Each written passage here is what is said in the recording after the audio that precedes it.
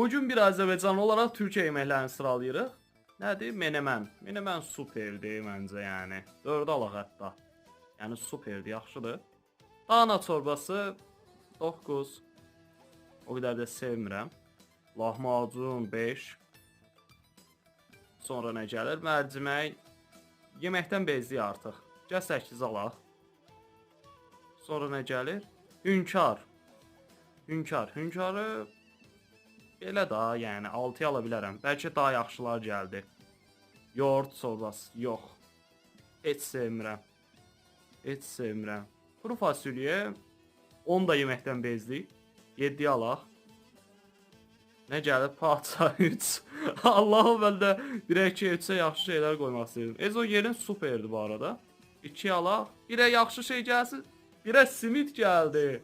Və bu arada dostlar, siz də yeməkləri yorumlarda sıralayın.